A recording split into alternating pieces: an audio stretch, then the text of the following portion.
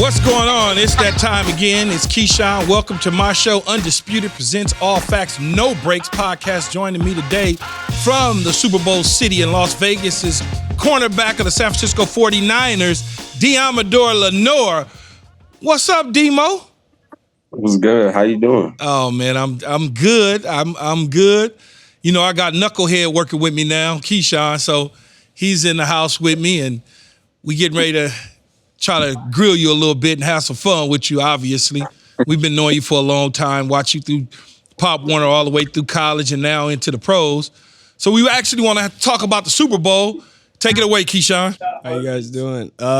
Before we start the show, though, I have to throw it back to one of our more pettier moments from you, Deommodore, when we faced off in high school. You know, Calabasas First Legion. Take a look.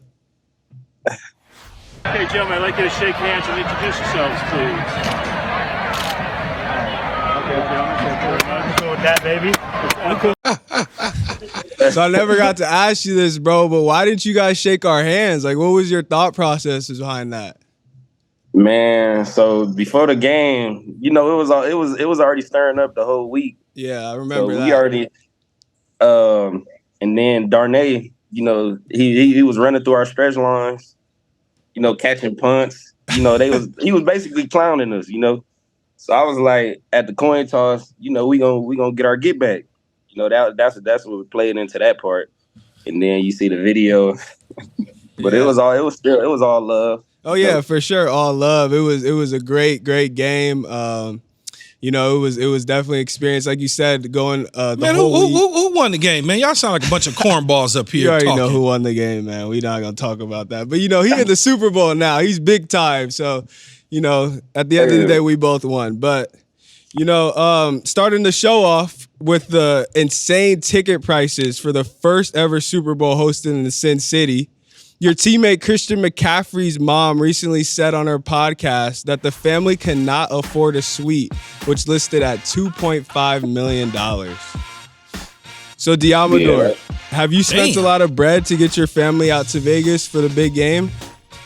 Man, them tickets, I felt like we should have had like at least another little discount for us. Yeah, I spent like $60,000 just on tickets. Jeez. Wait, hold on, man. The suites are $2.5 million for a basic ass suite? For a suite. I don't know if it's the basic one or what it is, but I know the suite's $2.5 million. It's record high. Yeah, but I'm gonna have to pay for that though. If I'm the McCaffrey family, yeah, I'm gonna turn. Come on, man, stop it, man. All that they can't afford it, man. Turn that in. This is a once in a lifetime opportunity and chance. You got to turn it in. I mean, I had my Super Bowl. I got over 100 tickets, but you know, it being in California, just like you close to California, being in Vegas, Demo, you gonna have tickets. You're gonna get people coming out the woodwork still. I mean, think about it. I'm sure you're getting a bunch of calls still. Oh man, what's up with the tickets? What's up with the tickets? But if you got it, Chris McCaffrey got it. If he want to spin it, his family got it. Now they need to stop that bullshit about they ain't got it. How many? He for sure got it. Deommodore, how many tickets does 60,000 buy you? 15. Damn. That's 15 tickets. That's wild. Man, luckily we got it at a little pro rate because it really would have been more. It probably would have been like 130,000. I mean, you can flip that though. Make them stay home. Flip that. You already thought about it, huh? East side baby that thought about flipping tickets and tell them to stay home.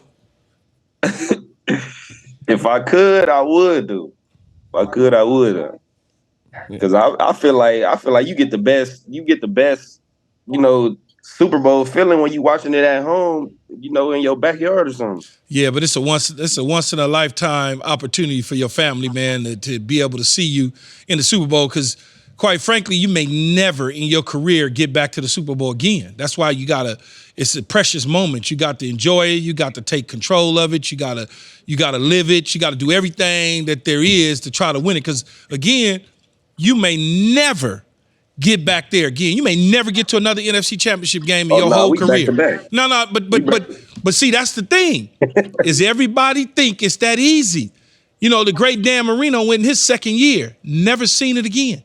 Never seen the Super Bowl again. Played like 20 years. Never went back. Doesn't even understand what it's like. That's all I'm trying to say. Nah, definitely thinking back on everything we did and all the work we put in, it's definitely hard to get here. So like this moment is like it's special. So Jerry Rice once said his pregame routine before Super Bowls was not eating or sleeping. And Mahomes apparently has a Super Bowl week routine carved out as well. So Deommodore, what's been different about this week in preparing for the Super Bowl? Really just the emotions. I would say the emotions, just knowing it's a big game. You've been watching this since you was a kid. So just being able to live this moment is like the biggest thing for me. Like that's the most difference with my preparation, I would say. Just really living this moment. Yeah, that's really what all it is. It's about living in the moment. You know, it's the prep is the prep, right? You focus in a little bit more, but at the same time, it's the same thing you're gonna do. You're gonna watch film on certain days and times of the day. You're gonna go through 7-on-7 drills. You're gonna go through 1-on-1s. You're gonna watch practice. You're gonna watch game film. It's pretty the same preparation, except it's a little more distractions to it, and you got to remove yourself from the distractions. You know, because otherwise, if you get caught up. A lot of dudes go to Super Bowl, man, and they get caught up in what's going on around them. They trying to get to it. You know, they want to see the night crawlers at night. They try to figure out how do I get to that casino to see them night crawlers. I just want to see them walk around, and they get distracted. Yeah. Nah, definitely. I mean, it's easy being in Vegas. It's easy to be distracted, but me, I'll just stay in the hotel, watch film, try to get some plays. I'm trying to make some plays. You're not gonna take a lap. You ain't gonna take a lap around. You ain't gonna just see because I know y'all got a little bit of off time. Nah, most definitely. I done been to Vegas a lot. You know, Vegas like right down the street from LA, so I done been here so many times. Yeah, but it's different though. It's like a Super Bowl. It's a Super Bowl. Yeah, but I feel like the game mean more. You know, for me, the game mean way more. I mean, you got to take a lap, though. You got to take a lap. You just got to. Come on. I did the same thing in the Super Bowl. I took a lap through downtown San Diego, and that was pretty much it. I didn't do nothing else. I went to dinner with Jerry and them, and that was my lap. I went to dinner with Jerry Rice because we played the Raiders. We had dinner. I took a lap after that. Never came back out my hotel till after the Super Bowl. See, I can't even make it past 9 o'clock. I'll be so tired. Like I'm all about getting my sleep. I need that sleep. I got to be fresh, rejuvenated for the next morning. Okay. So do you think you'll have any other things to do the night before? Like, are you just going to get your sleep? You're just going to get your rest? Like Jerry Rice doesn't get any sleep, doesn't eat anything. Like you're just going to get your sleep. Oh yeah. I mean, I don't eat before games either. Like, really? Yeah, I'll probably eat like a little peanut butter jelly sandwich, but that's it. Like I don't really eat before games. I'm probably wake up at like 4 a.m, watching film again. Like that, I don't know. That just my body just accustomed to that. Like day before the game, I'm gonna wake up at 4 a.m. every time on the dot and cut the iPad on. Is that the nerves or is that just being scared? Scared. I'm just asking. Man, I'm just asking. Is that the nerves or is that scary? I don't know. You might be scared of the opponent. You might be scared of messing up. You might be afraid you're going to be the guy and make that. I don't know. Me personally, I was nervous and scared before games. I never slept at all. Never, ever before a game on a Saturday night did I sleep. So, I didn't want to be the dude to screw it up. Nah, I don't be thinking like that. I'll be thinking I'm going to make the play. Right. Yeah, I think that way too, but I also think, I ain't gonna be that guy. You ain't gonna catch me on videos and bloopers. That always come into play. That come into play all the time. Like it ain't gonna be me. Like, right. So reports are surfacing that your organization is not happy with their practice fields, with crew members saying the grass is too soft. There's also been talk about why the Chiefs are practicing indoors while you guys are outside. Deommodore, can you weigh in on this? How do you think these things really matter and factor into your preparation? like I ain't gonna lie, like I ain't noticed the field, like I ain't noticed it was like messed up until like I seen it on Twitter, and I was like, it was kind of soft, but I ain't really noticed it until like everybody started talking about it. But I think being able to use the Raiders facility, I think that's kind of crazy. Like I don't know. I mean, I guess we bigger rivals with the Raiders than the Chiefs, I guess. No, but y'all not the home team, though, Demo. The Chiefs are the home team, right? The Chiefs are the home team, so they get they get the host city's facilities. So, like for instance, if you was playing in LA and there's two teams in LA that you get to play. One gets the Rams, one gets the Chargers. But when you only got one team, that host city in that conference gets that facility. But I think, as y'all like to say nowadays, no cap, low key, no cap. I think y'all building an excuse if y'all drop this with all the field. We didn't have preparation. That's what I think. That's what I think. Man, that's what I think. I'm just saying what I think. Man, we play smash mouth football. That's what we play. We play smash mouth football. It ain't gonna be no slipping and all that. We coming ready. I'm just saying, if y'all lose, then I feel like it's gonna be a built-in excuse for some people talking about we didn't prepare, the field throughout the week was messed up. That's what I think. I'm just, what do I know? The only way we lose this game is because of us. It ain't gonna be what they did. Man, we take it on with anybody. Okay. We ready for the game. All right, talk that shit, Ted. Talk that shit, Ted. So moving on to our favorite segment we like to call Facts or Fiction. Cam Newton recently had this to say about his podcast about your QB1. Take a look. I've never said that Brock Purdy was trash. What I did say is Brock Purdy is a game manager. That's not hate. That's just what I feel to be facts. But I still reserve the right to say this. To be labeled a game changer, Brock Purdy has to be the best player on the offensive side of the ball. And that's not the case. And who's the best player? Christian McCaffrey. Man, look, I ain't recanting shit. And if you really want to just be honest, if you add in the defensive talent and you add in the offensive talent, Brock Purdy is the 10th best player on his team. Okay, cool. Did he have a great game? Yes. Is he been playing out of his mind? Yes. Is he a quarterback that's hot? Yes. But he's still the 10th best player on his team.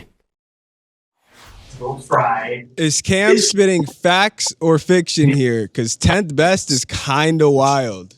Yeah, that's fiction. Yeah. You can't be the 10th best. Man, look, if you look at his stats and look what he done this season, like, how is he a game manager? Like, the tight window throws, he throwing the receivers open, he anticipating throws. Like, I don't understand how you could say that's like game managing. Like, I don't know. I feel like what he been doing this season, I mean, it works. He's winning. So, like, him being the game manager, I mean, Tom Brady was a game manager, I guess. Yeah, you know what, though? Look, man, he is winning. He's done a tremendous job at the quarterback position within the system in which y'all run, which is fine, because everybody can't do that. But I think what Cam is trying to say is he's talking about the 10th best player, but he's not talking about the statistical side of it. I think he's looking at it as saying, if somebody was selecting players off y'all team, they would take Trent Williams first. They would take Deebo Samuel, Christian McCaffrey, Ward, Lufanga, Warner. You know what I'm saying? I think that's what he's saying. I think they would take Deommodore Lenoir. I think that's what he's trying to say, that they would wait and then take Brock Purdy. But even so, you can't argue against the man's success and what he's been able to do in 2 years of getting the 49ers to a Super Bowl and 2 NFC championship games, because it's going to come off as sounding, from Cam's perspective, as salty.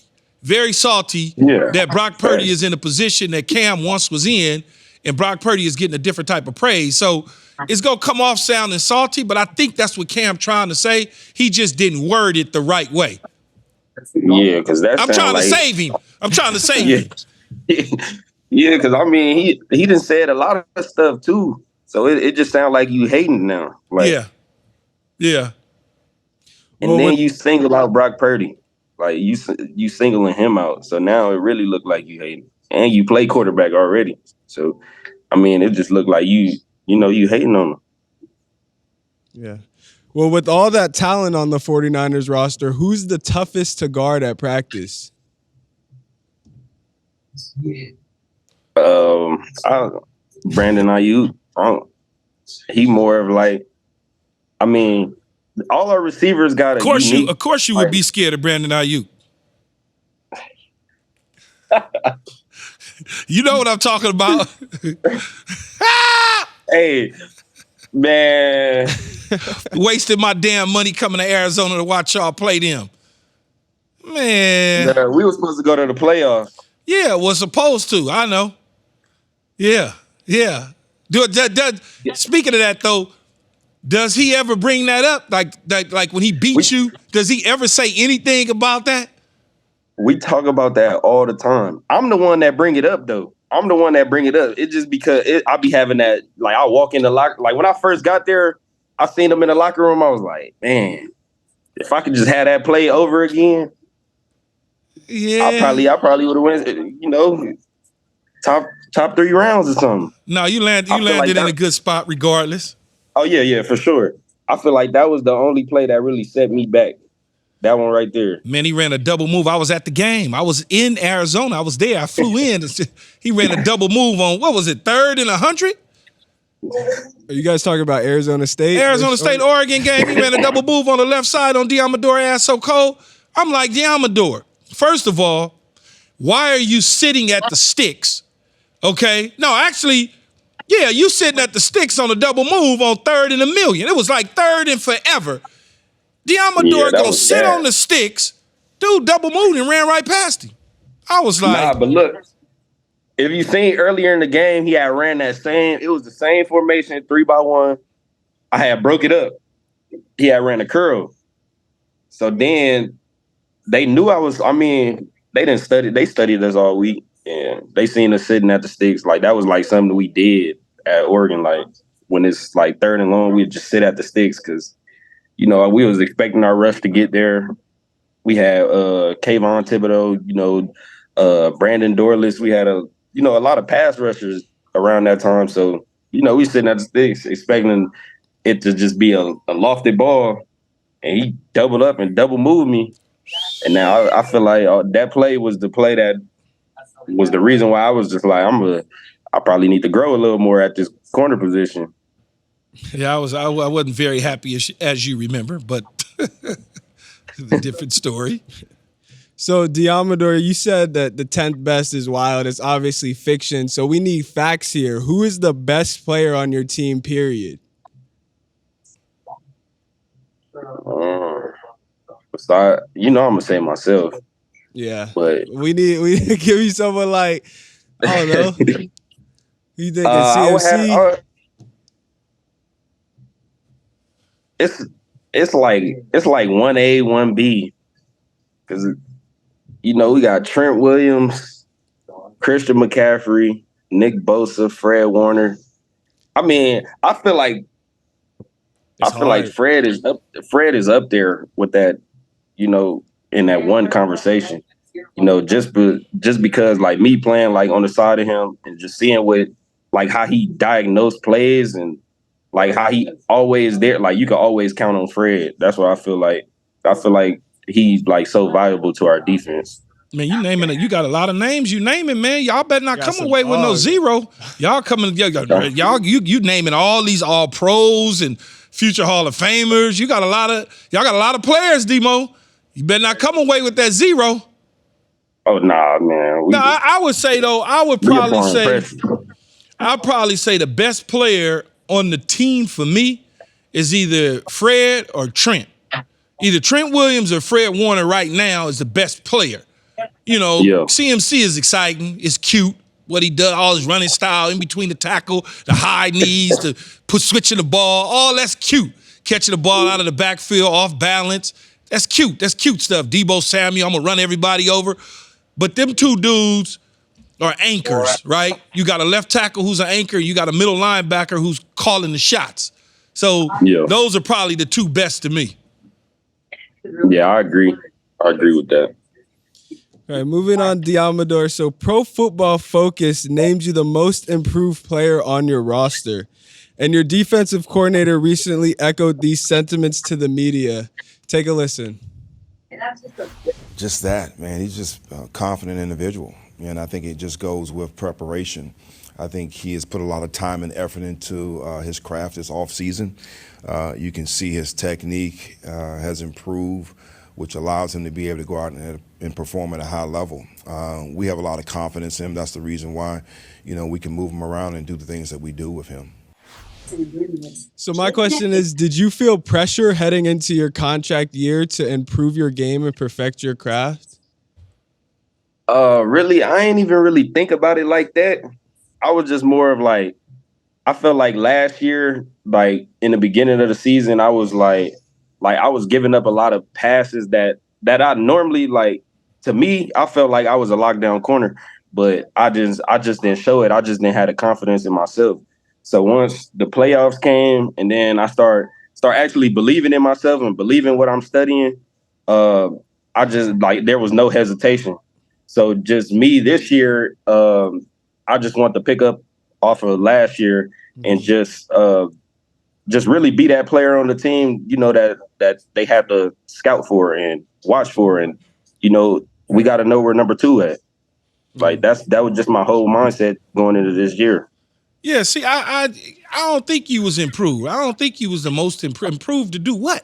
I mean, you balled out last year. I get the hype, the Pro Football Focus, all that, but you actually arrived last year. I know they moving you around, putting you in the slot some this year, got you doing some other stuff, and then it's not his contract year, so to speak. He'll be eligible this offseason for an extension, but it's not his free agent year.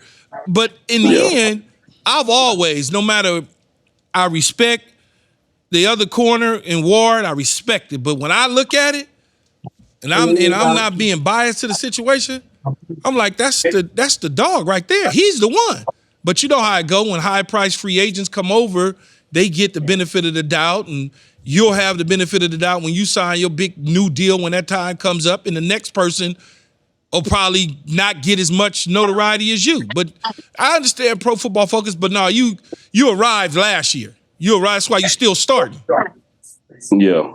No, that's facts right there. Ooh, facts. No breaks. Okay, so NFL Network recently said that the Chiefs have the best DB duo in the league. Take a listen. And I had a conversation with Spags after the game. He said, I don't think you can play in this league without great corners anymore. I just really don't think you can. And they have a duo in Trent McDuffie and LJ Snead that are just maybe the best duo in football. But it's not just the two of them that stood out to you in that AFC title game. No, it was Jalen Watson. It was Joshua Williams. It was all of them, all 4 of them. Justin Reed at certain times. I mean, they used him to blitz quite a bit. But, they basically were on an island against Odell Beckham and Zay Flowers and Rashad Bateman and Nelson Aguilar. You guys are both in the Super Bowl. Do you feel any disrespect that the media is not speaking about you and your DBs that way? Oh yeah, 100%. But we've been going through that this whole season. Any play. I mean, we got the most interceptions this whole year with 22 interceptions. Like, we lead the league. He got 5, I got 3 right now. I just feel like production is at the ball. And when we making the plays that we make, they're not easy plays. So I mean, to not even have us in the conversation is crazy. I think they looking at more. I think because of what Spags and Kansas City does from a defensive standpoint, a lot of man-to-man coverage. Y'all play less man, a little more zone action. So even though y'all do play some man-to-man at times, but they play more. So I think that's why it probably sways toward them. For whatever reason, y'all don't get the respect that y'all deserve in the back end, because y'all back end to me is tight. Especially if Lufanga was there, the safety, y'all would really be on top. Yeah. Yeah. You know how they go, man. We just gotta show them on Sunday who the best duo. I mean, I'm taking us every time. Facts. So, Deommodore, you went on IG Live with some thought about CJ Gardner Johnson's premature wave after the NFC Championship. Let's roll that back. Yeah, Trent. He was doing all that. He was doing all that talking about Debo. He was doing all that talking about Debo. Debo stiff armed the shit out his ass. Had his ass eating shit. Damn. Like, I ain't never seen that. You talking about bring it up? Bring all that damn talking. Oh man, weak ass boy. All that talking. I'm the real deuce in this bitch. Everybody up! Everybody up! Got the best coach in football right there. Best coach in football right there. Best coach in football right there. Yeah. Oh. So we were talking about Aiyuk early having your back. He literally photoshopped the number 2 off CJ Gardner's back. And I know you're a shit talker from experience. Were you talking trash during the NFC Championship? Did you shake CJ Gardner's hand after the game, before the game? Let's talk about it. I didn't. I mean, every time we was making a tackle on their sideline, he was running over there, he was coming to us saying stuff. I'm like, you're not even playing good. Like, why? Like, sit down.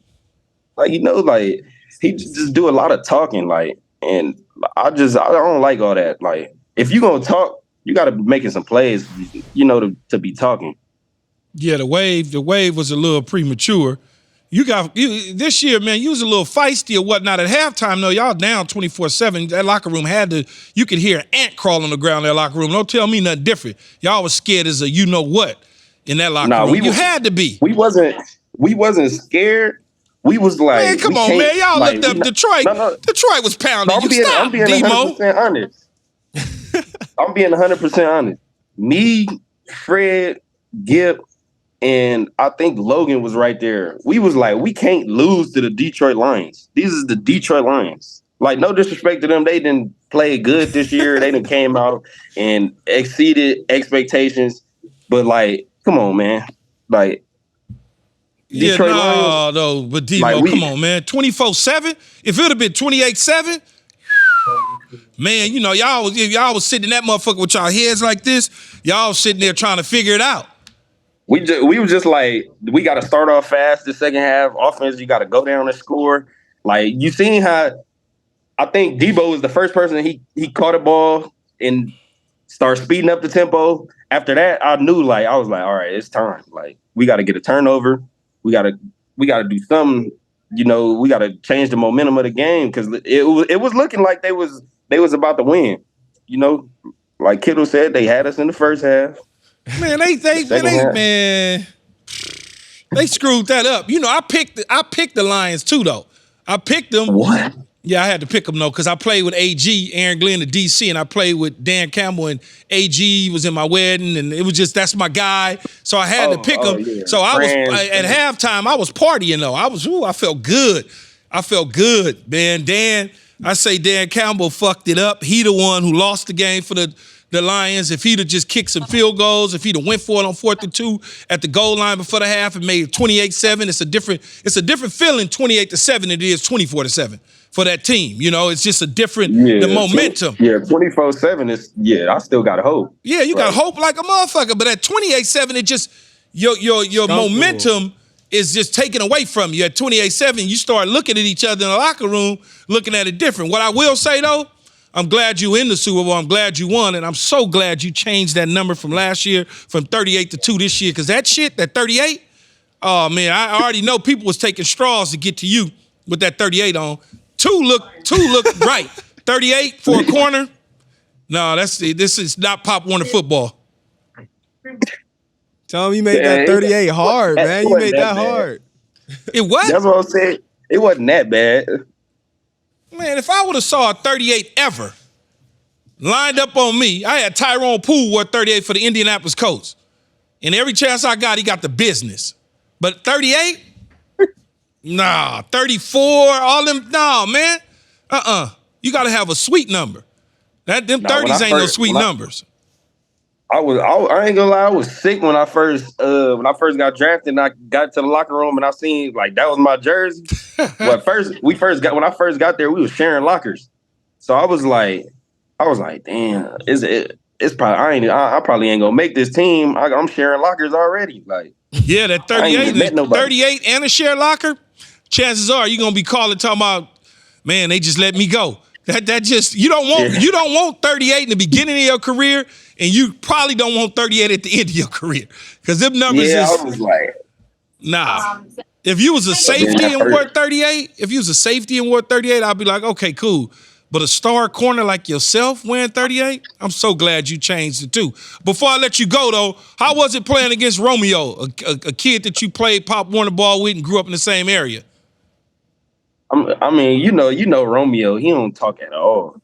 So it was like when I was talking to him in the game, trying to get him out of his game, he wasn't saying nothing. I was like, he's still the same though. But then after the game, that's when he talked to me the most though. It was cool though. It was cool playing against him, just to see the growth of him and just see how good he got, just being in the league and how much of a playmaker he is for their offense. Yeah. All right, man, that's a wrap for Deommodore Lenoir. He's got to get ready to get himself back on the field to get ready for the Super Bowl in Las Vegas. Stay out of the casinos. Stay out of the adult entertainment clubs. Stay your ass in your room and study up. Good luck on Sunday, man. Appreciate it. Luck, all right. Man. That was a wrap for today's show. I appreciate my guy, Deommodore Lenoir, joining the show. Don't forget to subscribe and follow All Facts Podcast on social media. Until then, it's Keyshawn. Peace. I'm out.